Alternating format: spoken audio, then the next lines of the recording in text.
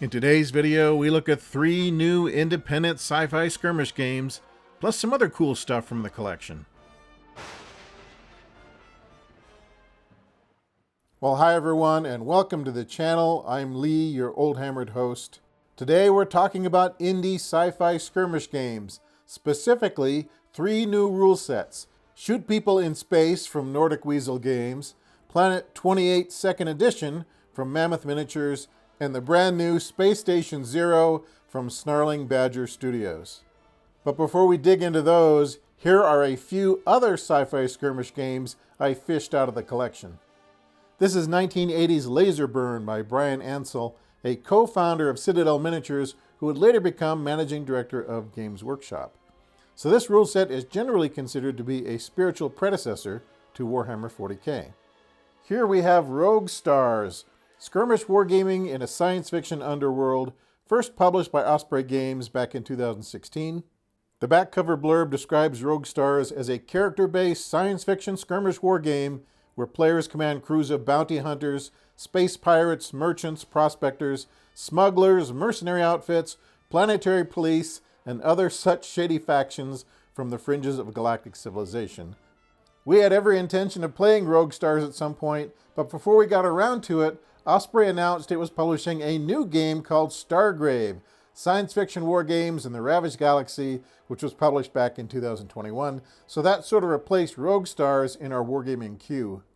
Stargrave was followed some months later by Quarantine 37, a Stargrave supplement where crews explore an abandoned space station looking for lost technology and forgotten experiments. Quarantine 37 also includes rules for solo gameplay. We played quite a bit of Stargrave on the channel last year, both player versus player and in sort of a homebrew co-op mode. You can find those games in our Wargaming Battle Reports playlist if you're interested. Now, one could argue that Stargrave and Quarantine 37 aren't really indie games because of their higher production values and because they have a dedicated miniatures line from North Star Military Figures, but I still think of them as sort of indie because they're not sold in a big box set from GW, Mantic, Atomic Mass, or some other large manufacturer. Now here's a true indie game by any metric, Fistful of Lead Galactic Heroes from Wily Games, which offers rules for space opera, Flash Gordon-style skirmishes. We played some sample turns of Galactic Heroes on the channel way back in 2018. You can find that video on our Wargaming Battle Report playlist, but you might have to dig for it a little bit because it goes back a ways. I should also mention Grim Dark Future Firefight from One Page Rules, which we've been playing a lot of lately. GDF Firefight is the skirmish version of OPR's larger Grim Dark Future game. It is very playable, the basic rules are free, there is a free online list builder app, and the army lists line up nicely with existing figures from Games Workshop and Mantic. So basically it has a lot going for it, and I found it is a great gateway game for introducing new folks to the hobby. And finally, there's Space Weirdos, a skirmish heartbreaker from Garsky Games, which you can pick up for just $5 at Wargame Vault. We posted our latest Space Weirdos battle report just a few days ago, so check it out if you want to see some cyborg operatives battling warp demons.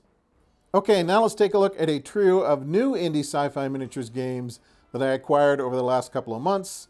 Full disclosure, I have not played any of these games yet. In fact, the first time I really sat down and scanned through the PDFs was in preparation for this video. So take everything that follows with a grain of salt because what you're getting here are first impressions.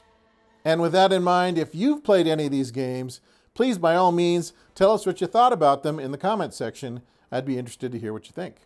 So let's start with the most recent acquisition, Space Station Zero from Snarling Badger Studios. The premise of Space Station Zero is that when interstellar warships, exploration ships, cargo vessels, etc. suffer warp or hyperdrive malfunctions, a few of them are transported to a remote section of the void occupied by a single gigantic and ancient space station. While the stranded crews can find safe harbor in the station's docking area, a few of the bravest souls venture further into the station's interior, searching for information, advanced technology, or perhaps even a way to return home. Space Station Zero can be played solo, cooperatively, or player versus player. It's generally played on a 22 by 30 kill team type mat with 5 to 9 crew members per participant, plus an additional dozen figures to represent security robots, mutants, and other hostile encounters. You also need some terrain, a measuring device, and 10 12-sided dice. Players each create a team by first deciding if they're fielding a small crew of veterans, a large crew of raw recruits, or a medium-sized crew of reasonably experienced spacefarers. Then they choose a ship type, whether it's a medical ship, science vessel, warship, cargo transport, pirate ship, or exploration ship. The ship category you select will affect your available crew member and equipment options, and will also bestow a specific buff on your commander. While combat is certainly a part of Space Station Zero, crews will face other challenges as well, such as repairing space station equipment, disarming booby traps, avoiding hazards, etc. So depending on its size, a ship's crew might include a mix of soldiers, physicians, engineers, scientists, and/or pilots, all of whom bring different advantages to the mission. You can also select a specific buff for your crew called an edge. The edge list includes things like powered armor, a hive mind, shape-shifting abilities, or even the power to rewind time. Space Station Zero is kind of an RPG light, so crew members will gain experience and advance in abilities as they complete various scenarios.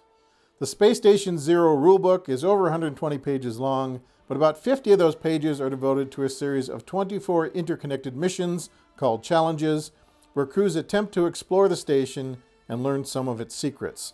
So there's a lot of opportunity here for solo and co-op play.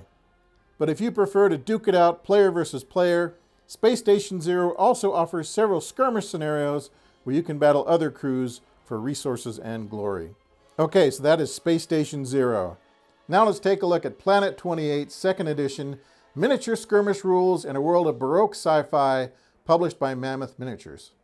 I had heard great things about Planet 28 1st Edition, so I bought into the 2nd Edition Kickstarter back in March and just received the PDF version here a couple of weeks ago.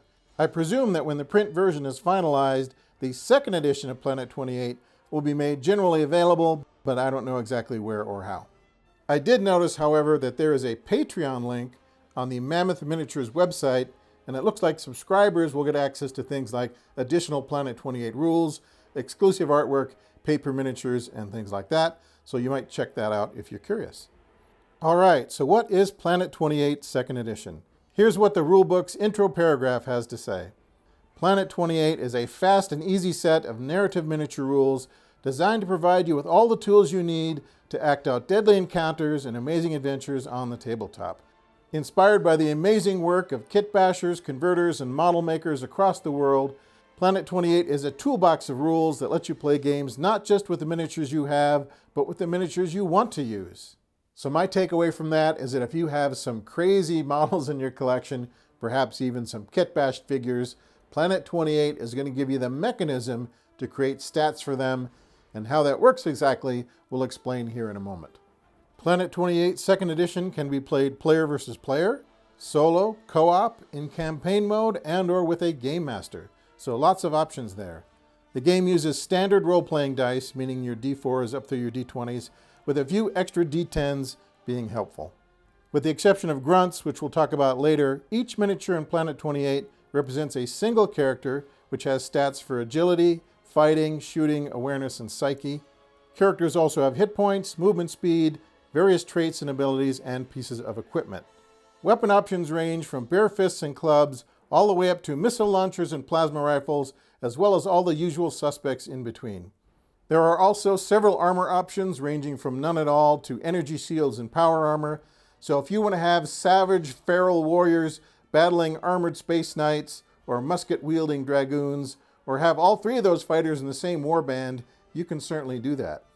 There is a long list of traits in Planet 28 which imbue the recipient with buffs or nerfs and include options such as Brawler, Coward, Extra Limbs, Foul Aura, Gunslinger, Medic, Rageful, Sure-Footed, Unearthly, and Zealot.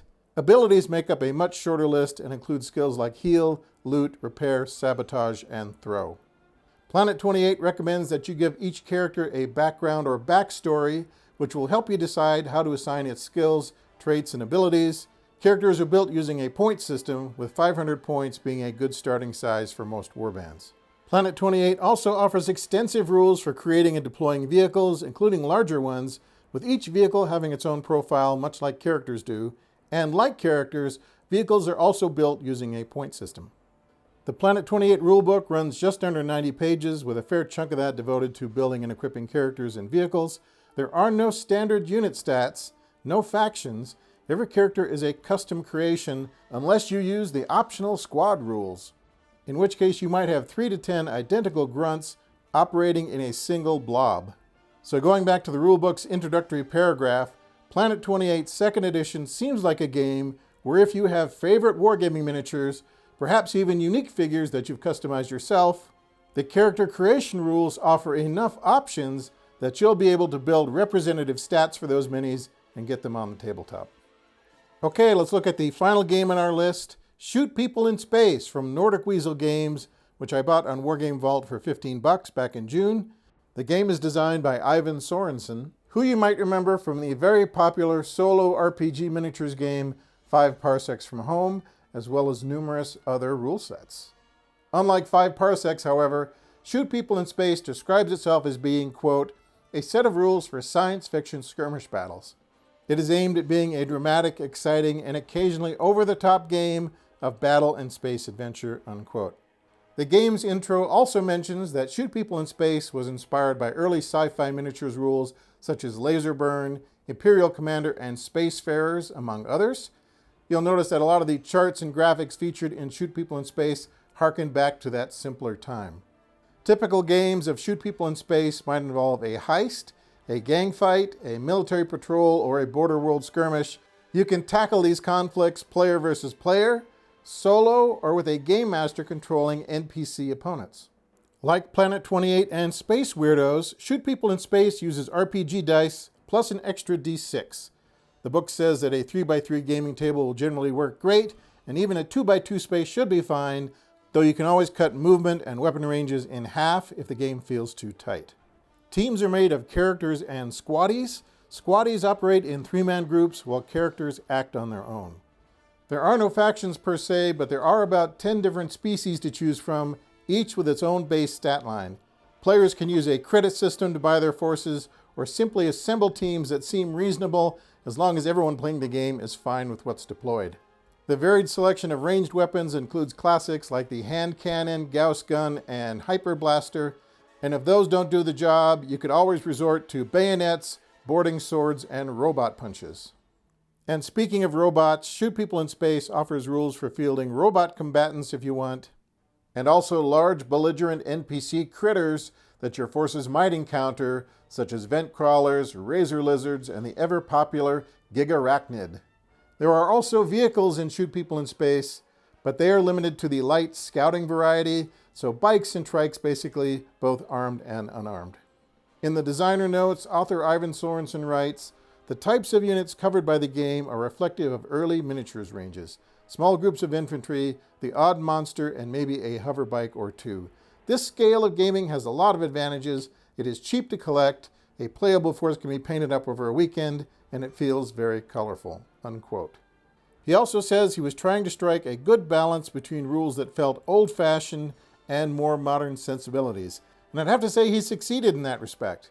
Shoot People in Space feels very much like a classic zine rule set from the 1980s, just with improved rules clarity and much better typesetting. All right, that is a quick look at 3 new or relatively new sci-fi skirmish games. And did I need 3 new rule sets? No, not really. Honestly, there are only so many different ways to cover movement, shooting, and close combat, and the practical thing would be just to master a favorite rule set or 2, stick with them for the long haul, and not buy any more PDFs.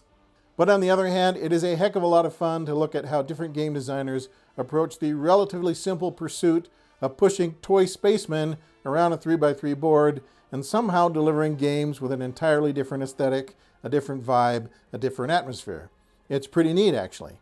And of course, branching out into different rule sets from time to time does keep the hobby fresh and engaging.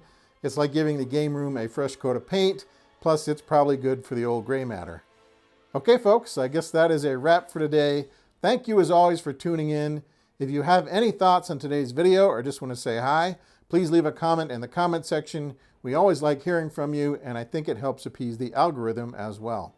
We'll be back very soon with some more tabletop wargaming stuff, but until then, be careful out there, try to have some fun, and we'll see you next time.